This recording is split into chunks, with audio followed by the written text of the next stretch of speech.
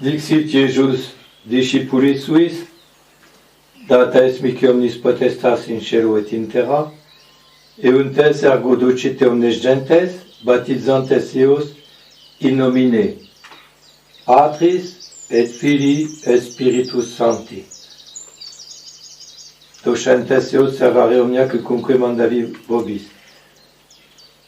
Notre Seigneur Jésus-Christ dit à ses disciples, tout pouvoir m'a été donné au ciel et sur la terre, tout pouvoir lui a été donné, évidemment, en tant qu'homme, parce qu'en tant que fils de Dieu, il a déjà tout pouvoir, hein.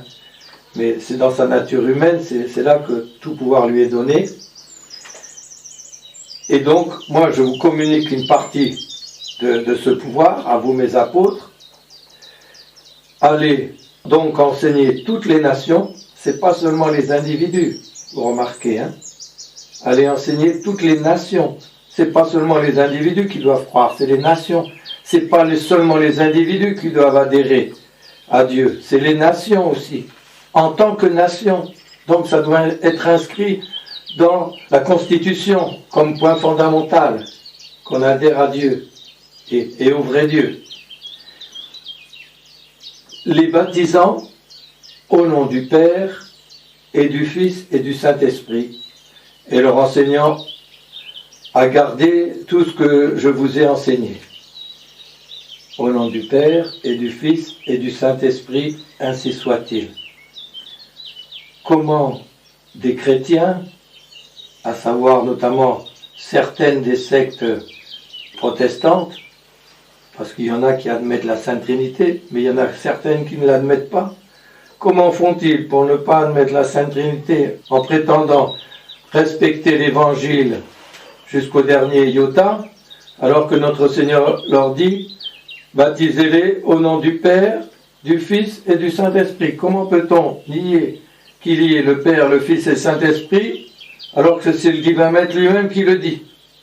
Et puis, vous voyez, in nomine, au nom, ça rappelle l'unité de la Sainte Trinité, et puis du Père, du Fils et du Saint-Esprit, ça rappelle les trois personnes.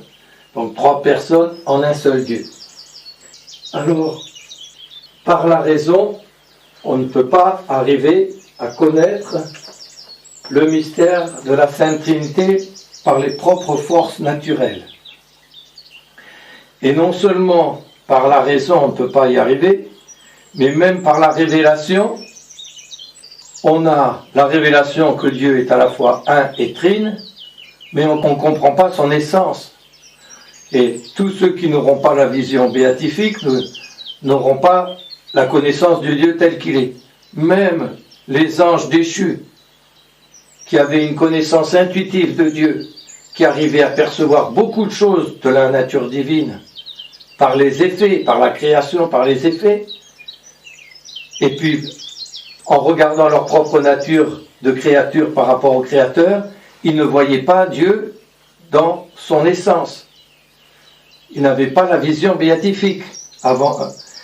Et s'ils l'avaient eue, ils n'auraient pas pu avoir l'orgueil de s'ériger contre Dieu et de chuter. Et leur épreuve, justement, ça a été de eux aussi, ils devaient faire confiance à Dieu. Ils ne l'ont pas fait, ils ont été rejetés.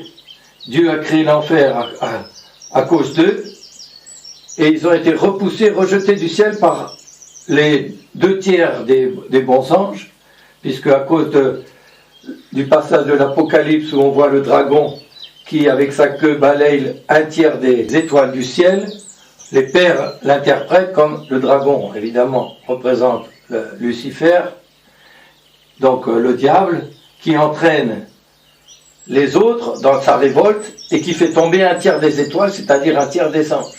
Donc on pense qu'il y a 1/3 des anges qui ont suivi Lucifer et 2/3 qui ont gardé le bon sens et la fidélité à Dieu et qui ont suivi Saint Michel Archange, qui dans un cri de bon sens a crié « Qui est comme Dieu ?» Michael, et c'est devenu son nom.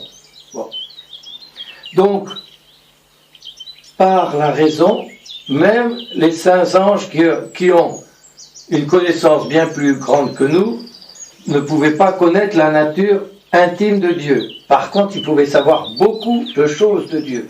Et nous aussi, par la simple raison, on peut savoir beaucoup de choses de Dieu. Mais pas qu'il est trine, qu'il est un et trine. On peut savoir beaucoup de choses de Dieu, bien, regardant la création. Les gens sont en admiration devant un ordinateur, devant un iPhone. Oh, que c'est sublime, quoi. Bon. Vous pouvez me dire ce que c'est qu'un iPhone devant l'univers. Quand le soir, on voit la lune, c'est un petit rond. La journée, on voit le soleil, c'est un petit rond. Ben, on sait, par des calculs, etc., qu'en fait, le soleil est beaucoup plus gros que la Terre. Et la lune n'est pas beaucoup moins grande que la Terre. Et puis, avec des photos satellites, etc., eh bien, on voit que depuis la lune, la Terre, c'est comme une petite boule. Et si on allait sur Mars ou sur encore plus loin, Jupiter, etc., alors la Terre, ça devient une petite boule, mais toute petite. Bon. Et c'est nous qui nous croyons malins avec nos iPhones ou je sais pas quoi, là, devant l'intelligence de Dieu. Vous vous rendez compte quelle puissance il a fallu que Dieu pour faire cet immense univers. C'est gigantesque. Quand on y réfléchit simplement 2 minutes. Une maison n'a pas pu se faire toute seule. Un ordinateur n'a pas pu s'agencer tout seul non plus. Mais l'univers, qui est si bien ordonné, tout ça, il n'a pas pu s'arranger comme ça tout seul non plus. Et donc on voit là, non seulement une énorme puissance, mais quelle intelligence pour arriver à agencer ça. Puis vous voyez, ça fait le mouvement des planètes, c'est comme une énorme horlogerie, etc. Et plus on a des lunettes puissantes, et plus on découvre des choses encore plus lointaines et encore plus lointaines, ça veut dire que on est des minus, mais des riens devant le Créateur. Mais par contre, on arrive à comprendre sa grandeur. On arrive à comprendre son intelligence sublime. Et on arrive aussi à comprendre qu'il y a forcément une unité en Dieu. Parce que s'il y avait plusieurs dieux, et qu'ils soient de puissance semblable ou quoi, il y aurait des rivalités, etc. Et donc, on voit bien que cette ordonnance-là, elle est faite par une intelligence unique. Il y a un tel ordre, etc., comme une horloge, c'est quelqu'un qui l'a conçu. Peut-être il y en a qui ont pu faire telle pièce et l'autre telle autre pièce et tout ça, mais il n'y en a qu'un qui l'a conçu, qui l'a agencé, etc.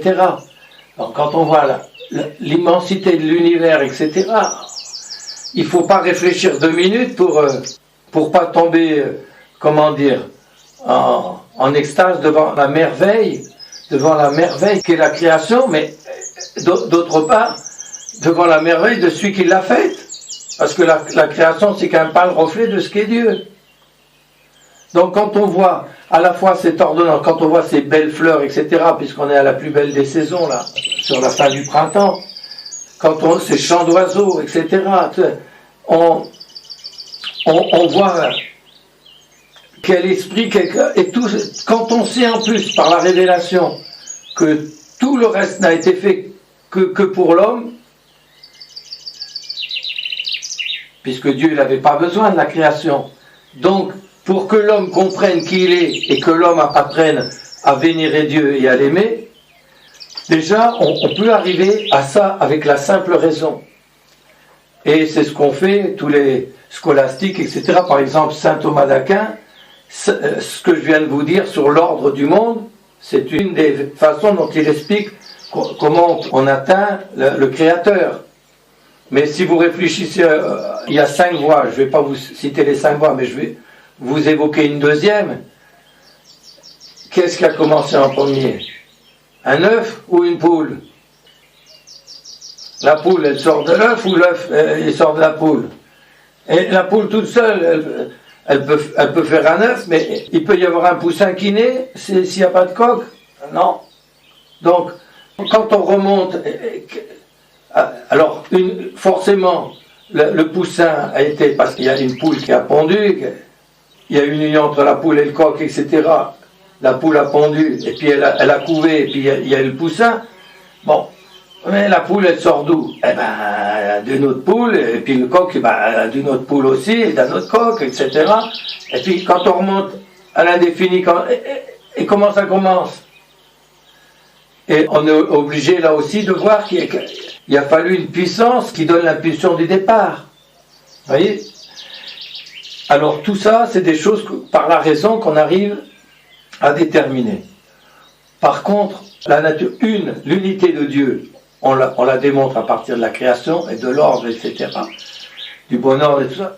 Mais que Dieu soit à la fois un et trine, ça se démontre pas par la raison. On ne le sait que par la révélation. Et on le sait par la révélation. Alors, on a le divin maître qui vient de nous le dire. Baptisez-les au nom du Père, du Fils et du Saint-Esprit. Le Père et moi, nous sommes un, a-t-il dit à ses apôtres.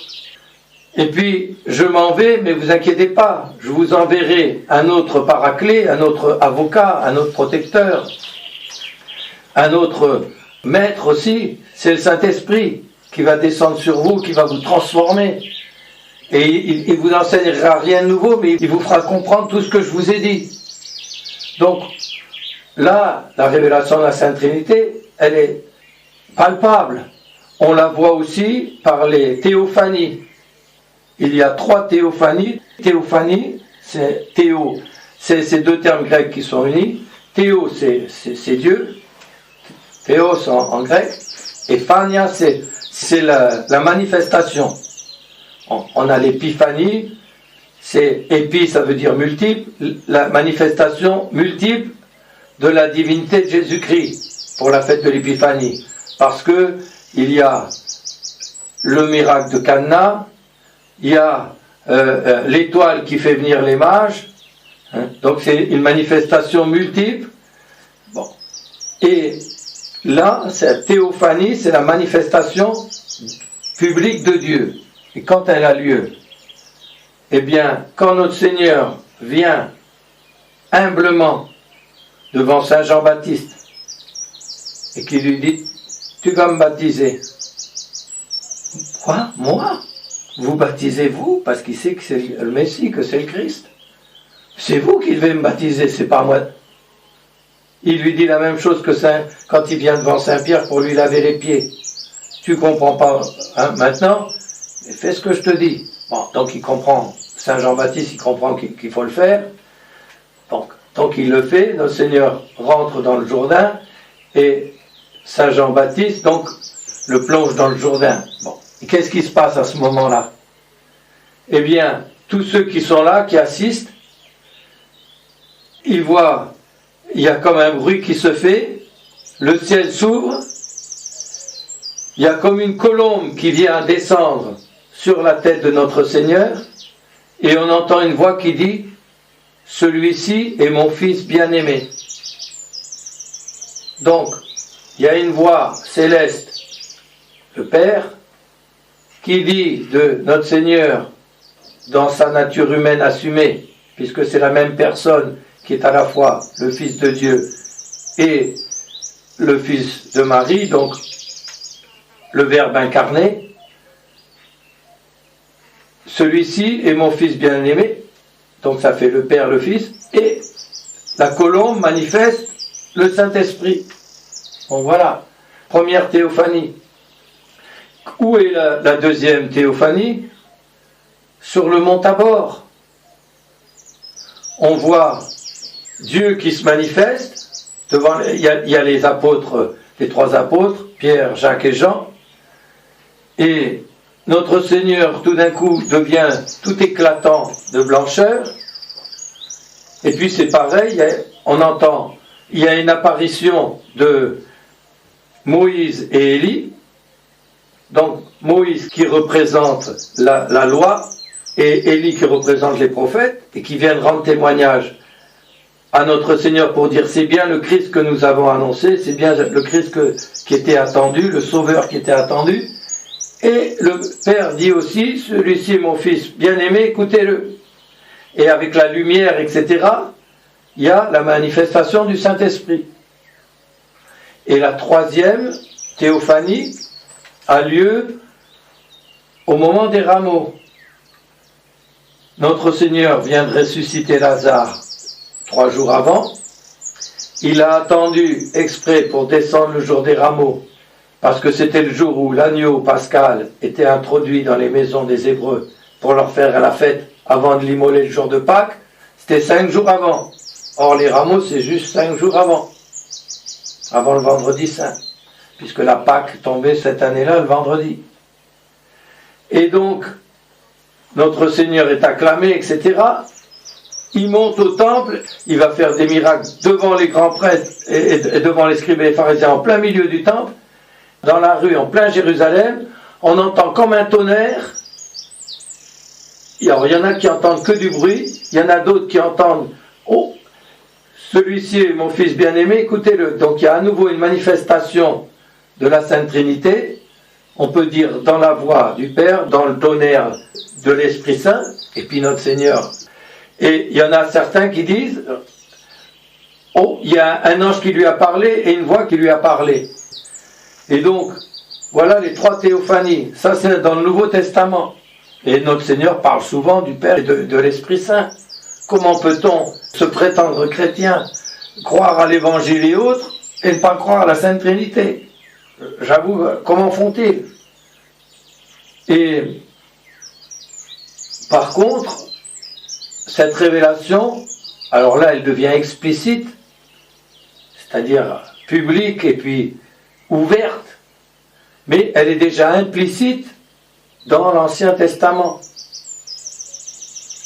Dès la Genèse, on voit Dieu qui crée le monde et il fait d'abord le ciel et la terre, etc. Il met la lumière, etc. Et après, il dit « Faisons l'homme ». Faisons, pourquoi un pluriel? Faisons l'homme à notre image et à notre ressemblance. Faisons l'homme. La même chose quand ils font la tour de Babel,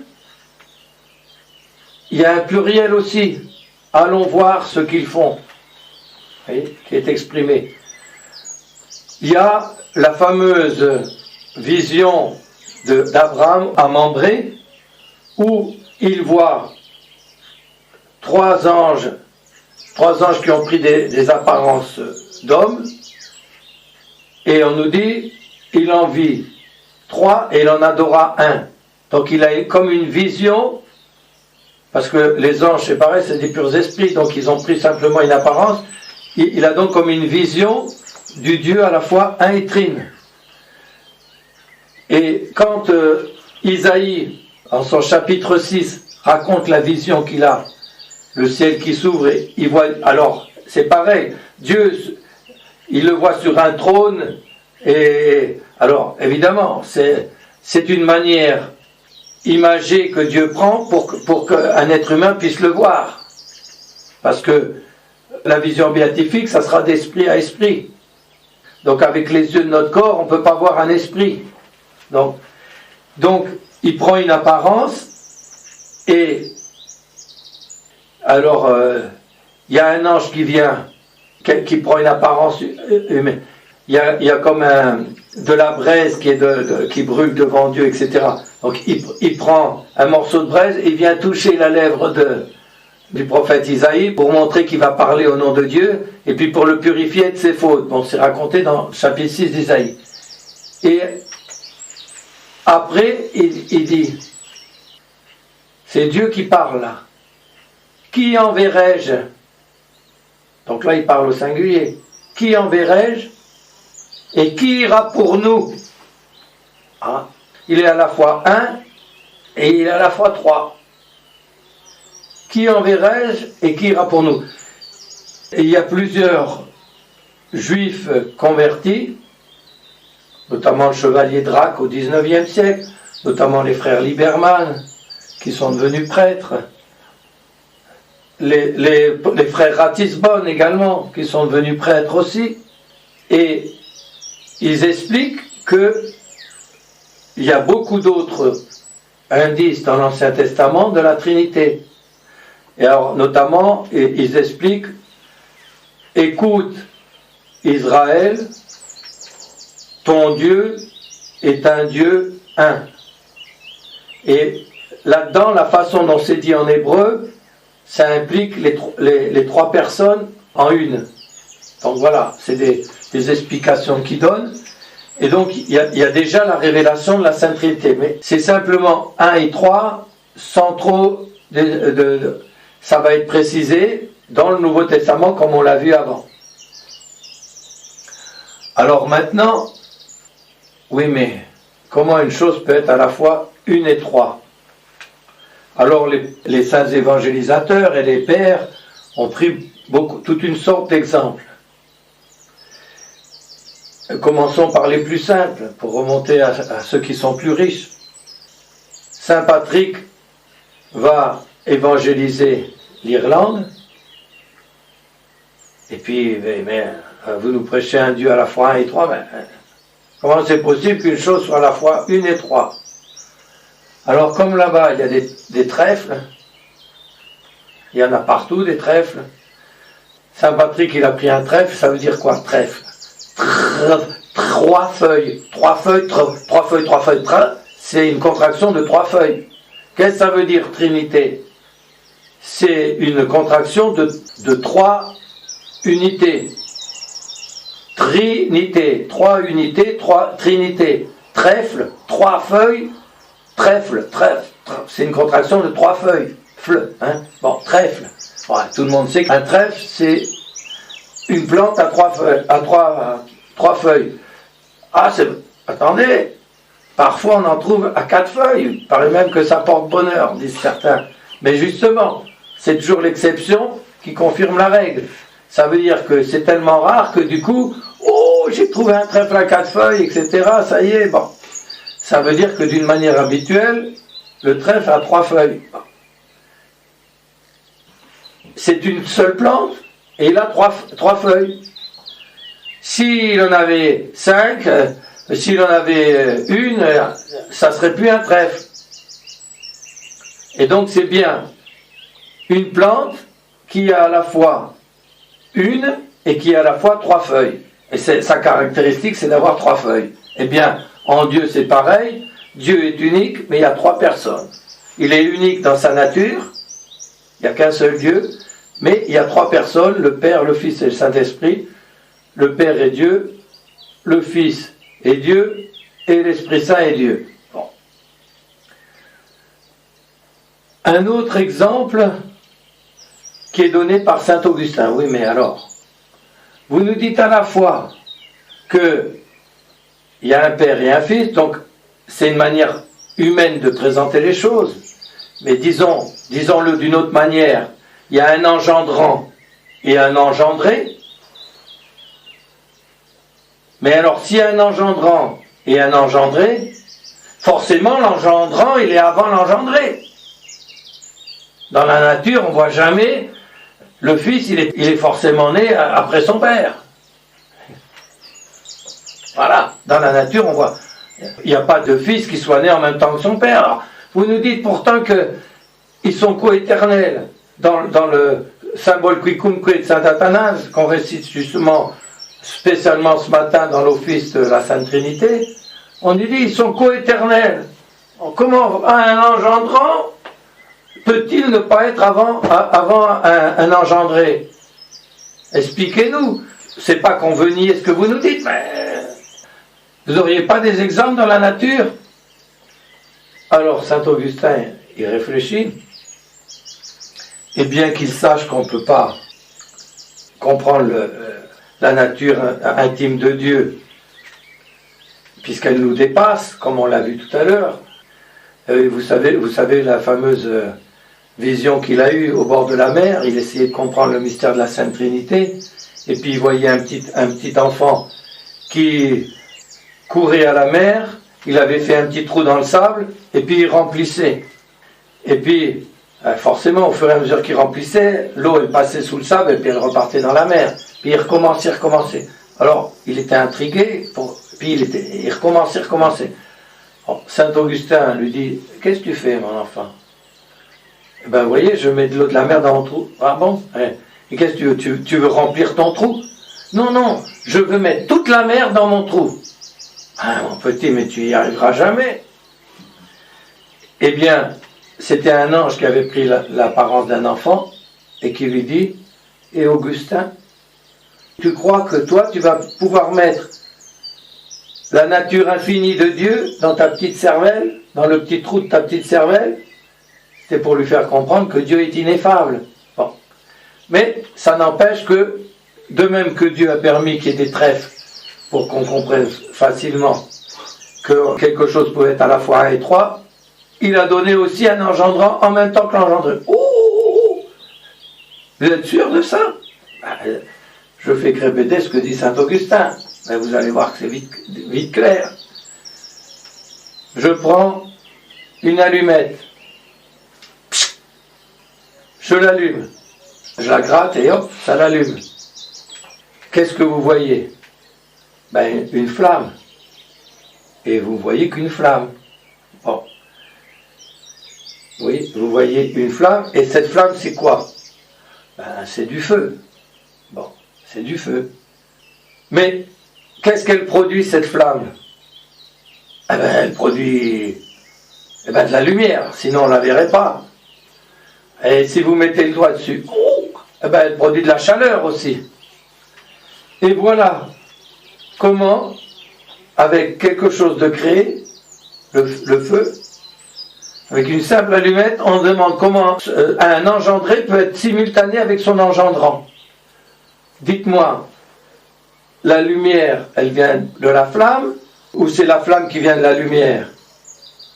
Ah non, la lumière vient de la flamme, mais pas la flamme de la lumière. Bon, y a la flamme, puis elle produit de la lumière. Bon. Et elle la produit au même moment. Et elle produit la chaleur, ben aussi instantanément. Et donc voilà, la flamme représente l'engendrant, donc le Père. La lumière qui est produite par cette flamme représente le Fils. Et la chaleur qui est aussi produite représente le Saint-Esprit. Et les trois commencent en même temps pour ce qui est de la flamme qu'on allume, mais pour la Trinité, c'est coéternel, c'est-à-dire ça a toujours été comme ça dès le départ. Mais ça nous montre qu'un engendré peut être en même temps simultané avec son engendrant. Alors, il n'y en a pas beaucoup, c'est à peu près la seule image qu'on peut trouver dans la nature. Et puis après, vous nous dites que tout ce qui appartient au Père appartient au Fils. Alors, j'ai oublié de dire encore que la flamme, c'est du feu, cette lumière-là, c'est du feu aussi, et cette chaleur, c'est du feu. Ça fait un feu avec 3 éléments. La flamme, donc c'est encore une image de la Sainte Trinité. Vous nous dites encore que tout ce qui est au Père appartient au Fils et appartient au Saint-Esprit. Ils sont tout-puissants. Le Père est tout-puissant, le Fils est tout-puissant et le Saint-Esprit est tout-puissant. Donc il y a 3 tout-puissants. Non, il y a un seul tout-puissant. Ah bon? Et vous voyez, il y a une telle union en Dieu que tout ce que le Père veut, le Fils le veut et le Saint-Esprit le veut. Tout ce que le Fils veut, le Père le veut et le Saint-Esprit le veut. Tout ce que veut le Saint-Esprit, le Père le veut, le Fils le veut. Et cette union des volontés de ces 3 personnes divines, c'est l'amour. Qu'est-ce que c'est que l'amour? C'est l'union de 2 volontés. Et c'est pour ça que Saint Jean nous dit, Dieu est amour. Donc là, on a une image aussi de Dieu et l'amour même, la charité même. Vous voyez, encore. Et comment le montrer? Le Père a toute la nature divine, le Fils a toute la nature divine, le Saint-Esprit a toute la nature divine. Je prends n'importe quelle qualité, sauf celle d'engendrant et engendré, qui les distingue en tant que personne, mais je prends toutes les qualités, ils sont éternels, tout-puissants, ils sont seigneurs, ils sont Dieu, etc. Et alors, comment les pères l'ont montré? Par l'image d'un triangle. On peut dire, prendre un triangle qui a les trois angles égaux, comme ça c'est encore plus parfait. Mais déjà le triangle simple, c'est déjà bon. Mais disons, prenons un triangle qui a les trois angles égaux. Toute la surface de chaque angle, elle se recoupe avec toute la surface de l'autre angle et du troisième angle. Et en même temps, ils ont tous, voyez comment la substance divine, si on prend la surface qui est à l'intérieur du triangle, elle appartient à chacun des trois angles. Et si vous mettez des points dessus, eh bien ces points, ils sont dans chaque angle, que vous le preniez sous les trois points vus, tous les points appartiennent à chacun des angles. Et donc c'est encore une image créée de la Sainte Trinité, qui est donnée par les saints docteurs et les saints pères. Voilà. Encore une fois, cette nature divine, on peut la connaître à ce niveau-là, en tant que 1 et 3, que par la divine révélation. Et notre Seigneur a fait des miracles, notre Seigneur a accompli toutes les prophéties. Le Père s'est manifesté pour dire écoutez-le, etc. Et il a dit, Philippe, il dit, mais vous nous parlez tout le temps du Père, mais montrez-le nous, puis ça nous suffira. Philippe, je suis avec vous depuis tant de temps, et vous n'avez pas encore compris que qui me voit le Père. Vous voyez? Et après, à un autre moment, le Père est en moi et je suis dans le Père. Bon, il dit aussi, et certains hérétiques s'en scandalisent, le Père est plus grand que moi. Oui, en tant qu'il est incarné, en tant qu'il a pris une véritable nature humaine, le Père est plus grand que lui. Mais en tant qu'il est le Verbe de Dieu et le Fils coéternel, le Père et moi, nous sommes un. Nous sommes un.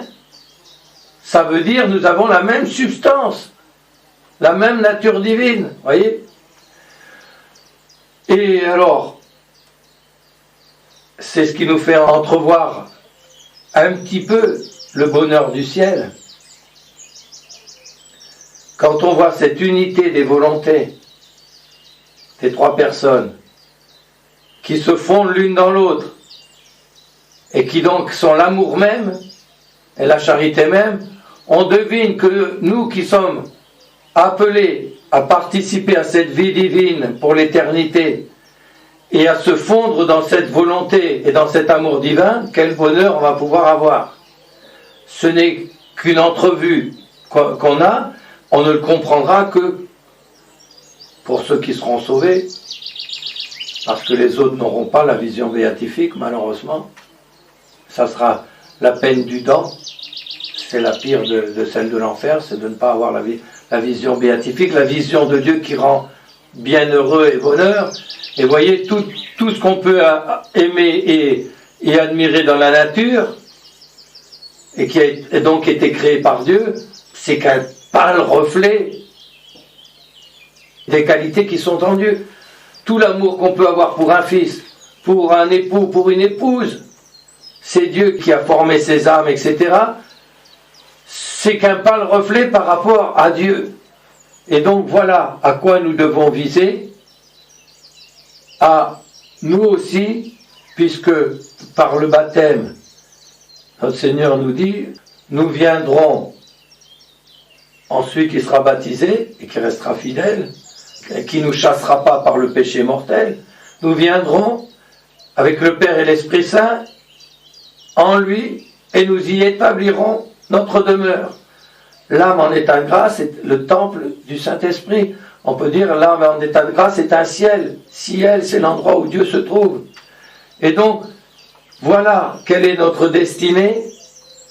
On a été enfant adoptif. Si on reste fidèle et si on reste en état de grâce, eh bien on se prépare à participer à cette vie.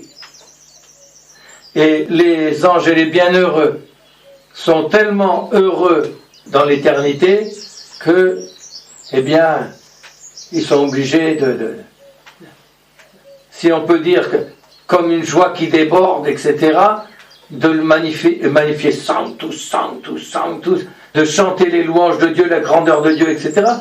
Comme quand on voit une merveille dans la nature ou quoi, on dit que Saint François Xavier, qui était allé prêcher en Inde, à chaque fois qu'il voyait quelque chose dans ce pays-là qu'on ne connaît pas en Europe, soit un animal, soit une plante, quelque chose de beau et tout ça, il était étonné, il disait « Oh, Santissima Trinitas !» « Oh, Santissima Trinitas !» c'est-à-dire « Oh, très sainte Trinité !» Que c'est beau ce que vous avez créé, c'est ça que ça voulait dire. Et on dit que les gens du pays, qui avaient tous des dialectes différents, qu'il avait vu faire des miracles, etc., il est encore vénéré, le corps de Saint François Xavier est encore vénéré en Inde, etc. On a porté ses restes, il a guéri des pestes, etc. Bon, même mort, quoi. Eh bien,